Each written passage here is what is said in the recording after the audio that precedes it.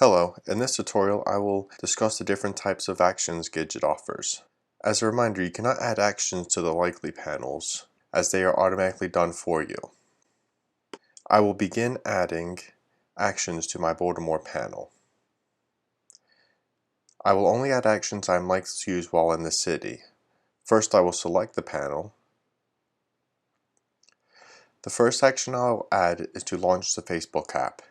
You can access apps launched from the App Store in the text field here. I will enter the name in the text field and then press Done.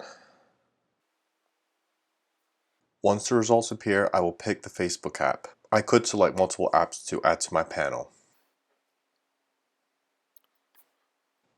A check mark, as seen next to the Facebook logo,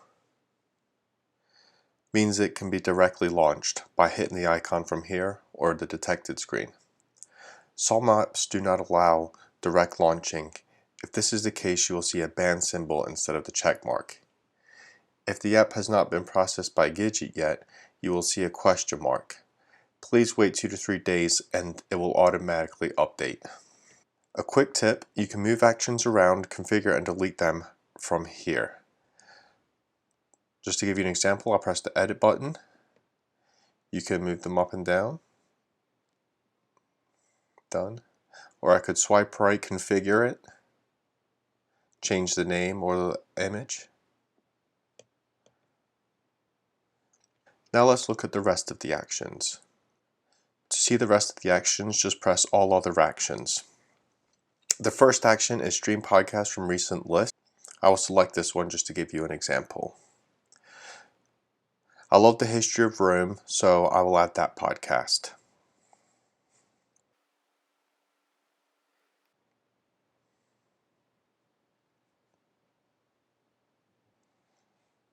You can optionally add a detailed description here, which is already done for you. I'm also going to correct the labels so that it all fits in the text field.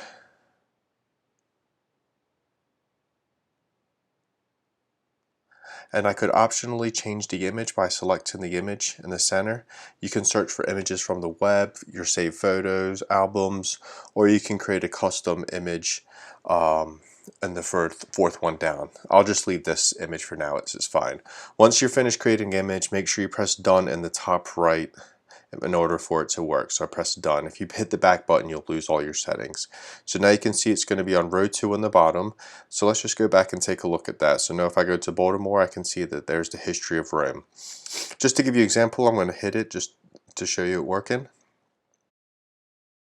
So you can select from your select from the podcast. I'm just going to hit the first one and just to show you it playing, hit done in the top right, it'll start playing. Okay, so let's just clear that and then go back. Now let's just look at the rest of the actions. Stream Latest Podcast is very similar, except it just plays the latest day's podcast. This is great for those to update daily. It's kind of like some news podcasts and so forth.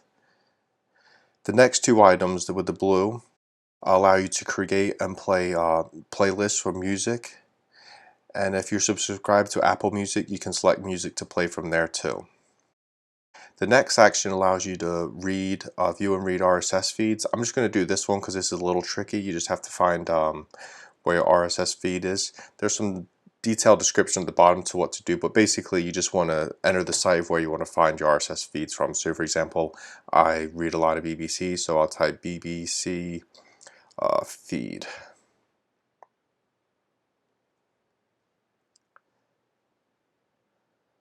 So here we see the news RSS feeds.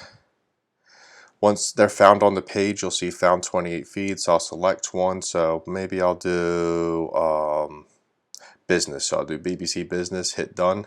I'll go back. This is just to choose a background color. You can just select choose or cancel and it's all ready to go.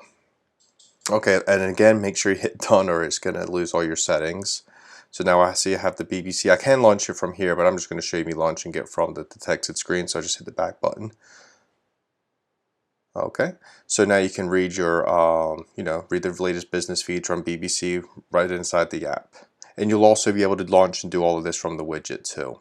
Let's just hide that. You can see a quick jump to icon just showed up on the bottom. Alright, let's go back to actions and try and move quickly through the rest. Contact launch is great. You just pick somebody from your address book, select it, and then you'll be able to either make a phone call, FaceTime audio, send a message real quick. Let me just give you an example of one I've already done so I don't have to show my whole address book. So top left, that's just so I can just give them a phone call. Message is the second, FaceTime audio is the third. Then I can do the FaceTime video, which is on the bottom left, or I can send them an email as long as that information is in my address book. You can do it all from here. Done. That's a really useful one. I'll get into custom URL and React Native Action Views or micro apps in a different tutorial. That's a little bit technical. Duplicate existing actions. That just speaks for itself. You can just copy to a different panel some actions you've already created. For example, if I'm in Baltimore but I want to have a couple the same when I go to a different city or whatever, I can just add them using the duplicate without having to customize and configure them from the scratch. All of these home actions, I won't get into too much detail, but I will say that in order to get the home actions to work, make sure you go to settings first from here, which is the bottom left. Just make sure you log in. You can just select any of these three to log in or give permission so you can access them. Let's go back to Baltimore and all other actions. Okay, so that was the home ones. The next one is built-in Apple Actions. This is great if you want to make a phone call to somebody that may not be in your phone book, or you can launch basically all the built-in Apple applications. Safari, you could link to a web page. You can customize these all the same way too. Open the weather app. There's lots to choose from here.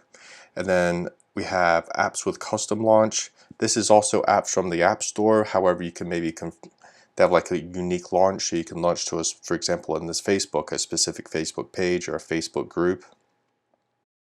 And then finally, entertainment links.